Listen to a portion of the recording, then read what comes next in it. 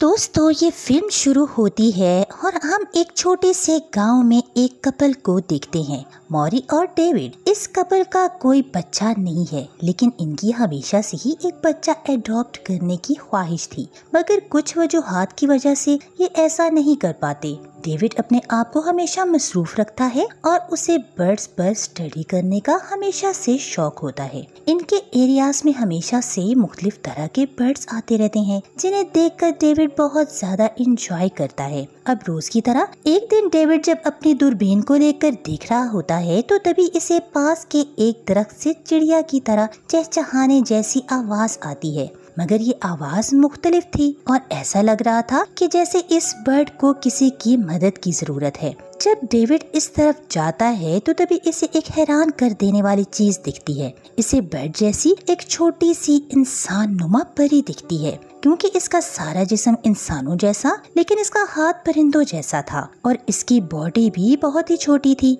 अब ये छोटा सा बर्ड डेविड को बहुत यूनिक दिखता है और डेविड इस क्रिएचर को घर ले आता है। वो जब अपनी बीवी को ये बर्ड दिखाता है तो वो हैरान रह जाती है। ये बर्ड एक लड़की है। डेविड इसे बताता है कि मैंने इस तरह की स्पेशी कभी नहीं देखी, शायद ये बहुत रेयर हो। अब मौरी एक टोकरी लाती है और डेविड इस बर्ड को इसके अंदर रख देता है। यहाँ पर मौरी कहती है कि अब हम क्या करेंगे, क्या हमें पुलिस को कॉल करनी चाहिए? मगर डेविड कहता है कि नहीं, मैं चाहता हूँ कि इसके बारे में और जानूं। हो सकता है कि इसको ढूंढते हुए इसके पेरेंट्स भी यहाँ पर आ जाएं, तब हम इसको जाने दें, वरना पुलिस वाले तो इसको 200 में बेच देंगे, क्योंकि ये क्रिएचर बहुत ज्यादा ही यूनिक है। क्योंकि ये कपल काफी वक्त से एक बच्चे को भी अडॉप्ट करना चाहते थे, तो अब वो इस बर्ड का बच्चों जैसा ख्याल रखने लग जाते हैं। वो इसे फीड और बहुत सारा प्यार देते हैं। अब हम इस क्रिएचर को बर्डी के नाम से पुकारेंगे और ये कपल इस बर्डी के साथ काफी बिजी रहने लगा है। मौरी इसे फीड कराने के लिए एक छोटी सी बॉटल लाती है और डेविड इसके लिए एक वॉकर बनाता है, मगर जब वो बर्डी को इसमें रखते हैं तो वो नोटिस करते हैं कि इसके पंख तो अभी भी नजर आ रहे हैं,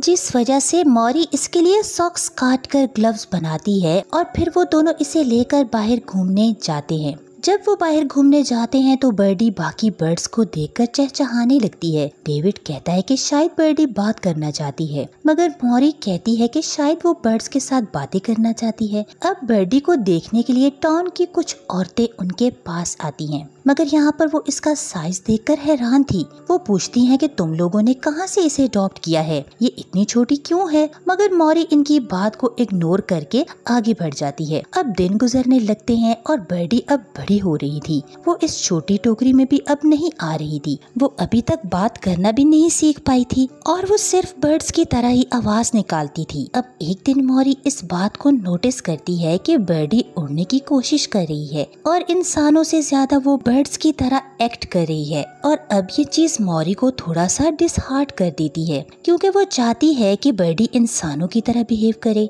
इसलिए वो उसे उड़ने से रोक देती है और इंसानों की तरह बिहेव करना सिखाती है। खैर, यहाँ ये बर्डी का भी लगाव इनसे बढ़ जाता है, मगर इसकी क्वालिटीज बिल्कुल बर्ड जैसी ही थी, चाहे इसकी बॉडी इंसानों जैसी हो। एक दिन मौरी को ऐसा फील होता है कि जैसे बर्डी इसे मम्मी बुला रही है और वो उसे बहुत ही ज्यादा खुश हो जाती है। वो बर्डी को और भी वर्ड्स बोलना सिखाती है, लेकिन इसे कोई भी वर्ड समझ नहीं आ रहा था। एक दिन वो नोटिस करती है कि बर्डी फ्लोर में से कीड़े निकाल कर खा रही है। पहले तो इसे कुछ अच्छा नहीं लगता, मगर फिर से वो समझ जाती है कि बर्ड्स के लिए तो ये सब कुछ नॉर्मल है, इसीलिए वो इसे प्लेट में कीड़े डाल कर देती है और इसके पाँव में फोर्क देती है ताकि वो इसे इंसानों की तरह खा सके। मगर बर्डी उसे खा नहीं पा रही थी। अब मौरी अपने शौहर से कहती है कि बर्डी अपने आसपास के लोगों को ही देखकर सीख पाएगी, इसीलिए वो इसे रेस्टोरेंट में ले जाती है। वहाँ पर वो 2 परिंदों को केज में कैद दिखती है और वो भी फड़फड़ाने का सोचती है। अब इसलिए मौरी इसे वॉशरूम लेकर जाती है ताकि वो वहाँ पर ये सब कुछ कर सके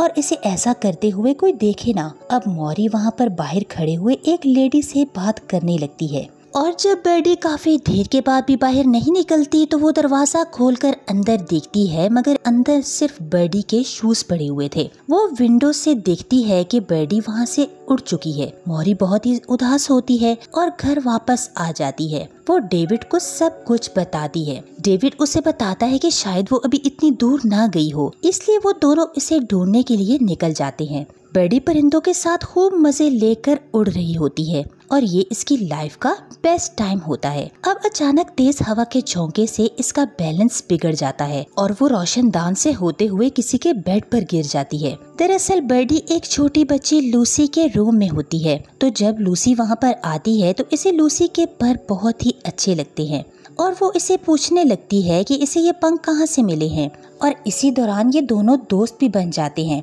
लूसी के डैड इसे बहुत इग्नोर करते थे, इसलिए वो बर्डी को अपना दोस्त बना लेती है। दूसरी तरफ डेविड और मोरी शहर आ जाते हैं। वो एयरलाइन और इंफॉर्मेशन डेस्क जाते हैं, लेकिन इन्हें वहाँ से कोई भी इंफॉर्मेशन नहीं मिलती। इसके बाद वो रात में ठहरने के लिए एक होटल में जाते हैं और लूसी अब बर्डी को वैसे ही कह देती है कि वो भी एक बर्ड है। फिर वो बर्डी को एक ट्री के पास ले जाती है। बर्डी इस ट्री की ऊपर वाली ब्रांच में जाकर सोती है, जबकि लूसी नीचे ही सो जाती है। दूसरी तरफ मॉरी और डेविड होटल के सभी रूम्स बुक होने की वजह से वहाँ पर नहीं रह पाते और वो भी घूमते घूमते इस ट्री के पास पहुँच जाते हैं और इस ट्री के नीचे ही सो जाते हैं। अब सुबह वो दोनों लूसी से मिलते हैं और वो इन्हें ब्रांच में बैठी एक बर्ड जैसी लड़की के बारे में बताती है, जिसे सुनकर वो दोनों समझ जाते हैं कि वो बर्डी की ही बात कर रही है। डेविड जल्दी से ट्री में चढ़कर इसे देखता है, लेकिन इसे बर्डी वहाँ पर नहीं मिलती। वो पहले ही वहाँ से उड़ चुकी थी। अब वो दोनों जब वहाँ से जाने लगते हैं तो लूसी इनसे कहती है वो बर्डी को ढूंढने में इनकी मदद करना चाहती है। अब वहाँ पर डेविड इसे अपने साथ नहीं लेकर जाना चाहता था, मगर लूसी जिद करती है और कहती है कि वो छोटी नहीं है और वो अपना ख्याल खुद रख सकती है, और इसीलिए लूसी भी इनके साथ बर्डी ढूंढने के लिए जाती है। उधर बर्डी उड़ते उड़ते थक जाती है, इसीलिए वो एक चर्च की छत पर जाकर बैठती है। इसे वहाँ पर बैठे बहुत से लोग देख लेते हैं और इन्हें लगता है कि वो वहाँ पर फंस चुकी है, तो वो इसे उतारने की कोशिश करते हैं। इसीलिए वो फायर फाइटर को बुलाते हैं और जब वो फायर फाइटर इसे बचाने की कोशिश करता है तो वो उड़ जाती है। लोगों को लगता है कि कोई ईगल इसे उड़ाकर ले गया है और अब यही न्यूज़ भी आती है, जिसे डेविड देख लेता है। वो मॉरी और लूसी के साथ इस फायर फाइटर के घर जाते हैं और इन्हें सब कुछ बता देते हैं कि बर्डी एक बर्ड है। मैक्स को इस बात पर यकीन तो नहीं आता, लेकिन वो उनकी मदद करना चाहता था, इसीलिए वो बताता है कि बर्डी साउथ की तरफ गई थी और फिर मैक्स खुद भी इनके साथ साउथ की तरफ निकल जाता है। अब एक जगह इन्हें बर्ड्स की आवाज सुनाई देती है। इसी दौरान कुछ शिकारी फायर करते हैं और कोई चीज कुएं में जाकर गिरती है। ये लोग घबराकर वहाँ पर जाते हैं। इन्हें लगता है कि बर्डी ही कुएं में गिरी है। मैक्स की हेल्प से लूसी अब कुएं में जाती है, मगर वो देखती है कि वहाँ पर तो सिर्फ बर्डी के कपड़े पड़े हैं। खैर बर्डी को ढूंढते ढूंढते रात हो जाती है, इसीलिए वो रात गुजारने के लिए पास ही एक होटल में जाते हैं। अब इस होटल में लूसी को एक लड़का मिलता है जो कि ट्री की ब्रांच में बैठा हुआ था। लूसी भी इसके पास जाकर बैठती है, जो अपना नाम बेन बताता है। वो इसे बताता है कि जब वो रात को सो रहा था तो इसे बेड के नीचे से कोई आवाज आती है। वो नीचे देखता है तो इसे बर्डी नजर आती है। बेन को याद आ जाता है क्योंकि लूसी ने इसे बर्डी के बारे में बताया था, इसीलिए वो जल्द इसे बुलाने के लिए जाता है। लूसी आकर देखती है कि बर्डी वहीं पर है। वो तीनों आकर उधर ही रात गुजारते हैं। अब अगली सुबह जब लूसी की आंख खुलती है तो वो बेन के साथ मॉरी और डेविड को बुलाने जाती है, मगर जब वो सारे लोग वहाँ पर आते हैं बर्डी फिर से उड़कर चली जाती है। अब वो सब इसे ढूंढने फिर से निकलते हैं, मगर लूसी अपने दोस्त बेन को छोड़कर नहीं जाना चाहती थी,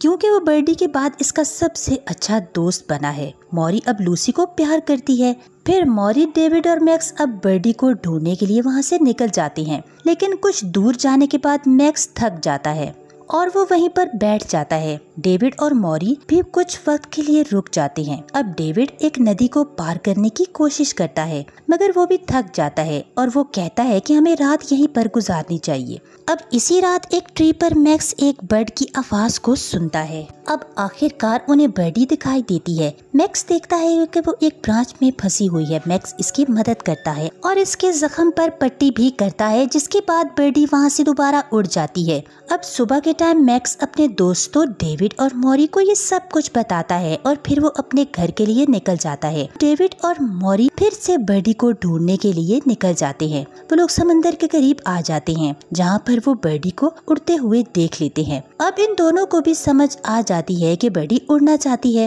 वो आजाद रहना चाहती है। जिसके बाद वो दोनों वापस घर जाने लगते हैं। मगर जैसे ही वो बस में चढ़ते हैं तो इन्हें कराहने की आवाज आती है और वो डूबती हुई बर्डी को बचाने के लिए जाते हैं। जिसके बाद वो फिर से इसे घर ले आते हैं और इस खुशी में वो रात को बहुत सेलिब्रेट करते हैं। अगली सुबह वो देखते हैं कि बर्डी विंडो से उड़ने की कोशिश कर रही है। ये देखकर इन्हें बुरा लगता है क्योंकि वो अपनी बेटी की फ्रीडम को कंट्रोल करने की कोशिश कर रहे थे। अब वो इसे खुशी खुशी जाने देते हैं। इसीलिए डेविड और मॉरी इसे बाहर ले जाते हैं और इसे लास्ट गुड बाय किस कर देते हैं। बर्डी वहाँ से उड़ जाती है और इसी के साथ ये मूवी यहाँ पर खत्म हो जाती है।